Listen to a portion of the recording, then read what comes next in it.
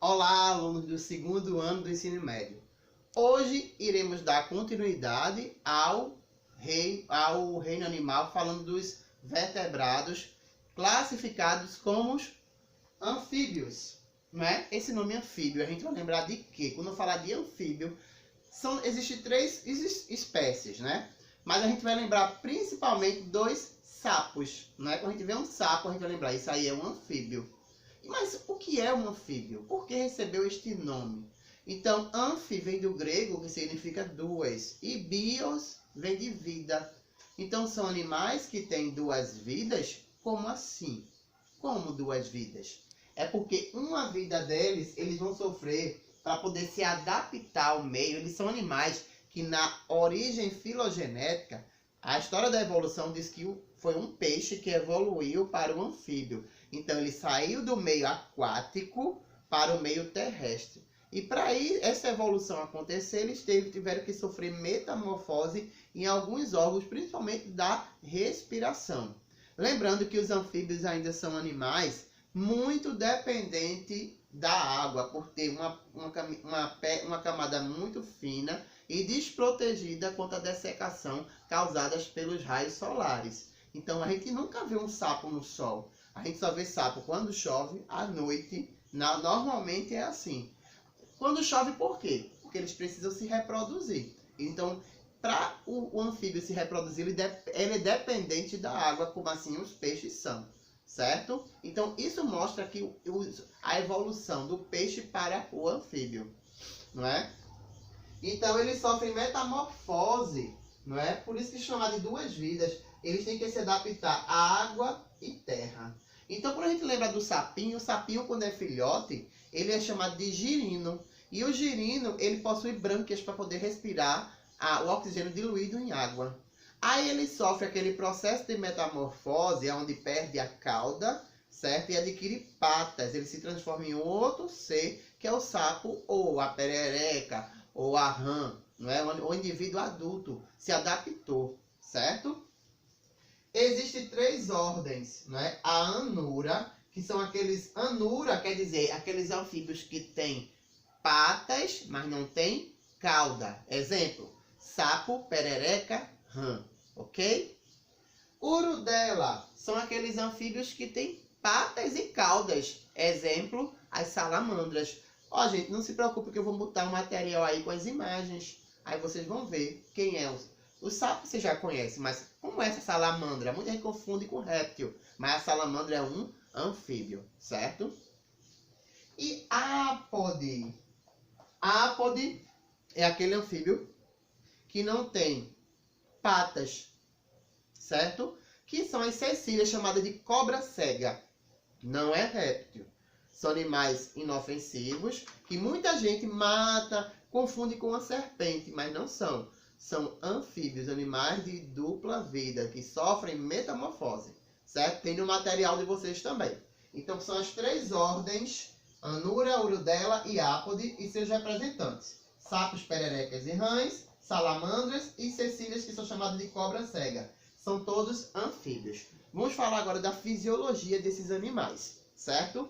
Então, o coração dos anfíbios, ele já tem uma evolução maior do que o dos peixes. Lembra que o peixe só tem dois átrios, não é? E o sangue é arterial. Já dos anfíbios não, vai ter sangue arterial e vai ter sangue venoso. Então, a circulação, ela é dita como dupla. Então, existem dois átrios e um ventrículo. Por existir dois átrios e um ventrículo, vai existir uma mistura entre sangue arterial e sangue venoso. Então a gente diz que essa circulação ela é dupla, porém é incompleta por causa dessa mistura. E por haver essa mistura, esses animais são considerados animais de temperatura interna fria, são pecilotérmicos. Ok? A respiração deles, dos anfíbios, é bem marcante essa respiração, que vocês têm cuidado em questão de Enem, porque existem três tipos de respiração. Branquial, quando é dentro da água, exemplo girino. A salamandra também. A salamandra, ela não tem girino, como o sapo tem. Mas quando, assim, ela está no ambiente terrestre e acontece uma inundação. Então, ela precisa se adaptar ao novo meio aquático. Então, ela fecha os pulmões e desenvolve brânquias para se adaptar. Certo? Então, ela começa a respirar no meio aquático. ok? Então é isso que é a metamorfose do indivíduo.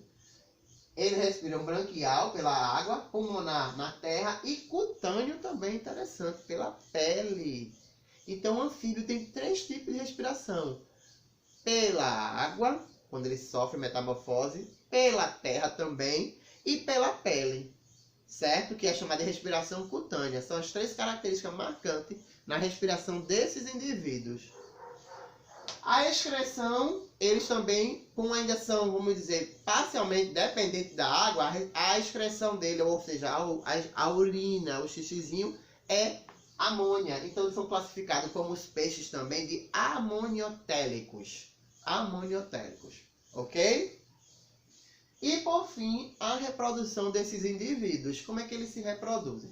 Normalmente existe um macho e a fêmea. No caso dos sapos, as fêmeas elas são maiores do que os machos. O macho ele faz a monta na fêmea, só que não há fecundação interna. Ou seja, quando ele faz a monta, ele joga seus espermatozoides na água e a fêmea automaticamente joga seus óvulos. E acontece a fecundação do espermatozoide e o óvulo na água, formando a célula ovo, que é o zigoto, dentro da água, certo? Então, a fecundação dos anfíbios é do tipo externa, porque o encontro do espermatozoide e da água não é dentro do corpo da fêmea, é fora do corpo da fêmea, certo? Uma das coisas que eu quero acrescentar que não tem aqui é algumas características peculiares de alguns anfíbios, principalmente os sapos amazonenses, certo? Que são sapos que têm coloração. Então, a gente sempre passa essa dica, quanto mais cor o sapo tiver, mais peçonhento ele é, mais venenoso. Peçonhento não, venenoso. Mais venenoso ele é. Então, existem os sapos amazonenses que são extremamente venenosos, certo? E por ele ter esse veneno, ele se defende contra alguns determinados predadores, não é? Que sabe que aquele sapo, quanto mais cor, ele não vai se alimentar. E tem algumas coisas bem peculiares dos sapos, né? Os sapos, existe também uma glândula parótida aqui atrás da cabecinha do sapo, acho que nessa região, que a turma fala assim, se pegar um sapo, ele vai fazer xixi na cara da gente. Não é assim. É se eu pegar e apertar com muita força essa glândula, ela pode expelir uma toxina que ao contato com a mão e aos olhos pode causar uma irritação, certo? É isso. Então é isso que a gente tem que ter cuidado. Normalmente a gente vai pegar... são os animais mais assim inofensivos do planeta, né? Não são bem agradáveis por uma questão estética, mas as pessoas morrem de medo. Mas não são animais de hábitos de ambientes sujos, não é? São animais que a maioria deles não são venenosos, tirando os sapos, né, de cor, que a gente já explicou. Mas eles vivem, são animais tranquilos, né, de convívio, certo? Então hoje a gente terminou os vertebrados falando de anfíbios. Se vocês quiserem anotar, vou deixar bem tranquilo para vocês, certo? E agora vocês vão ficar com as atividades propostas. Anotem, não esqueçam de fazer as anotações.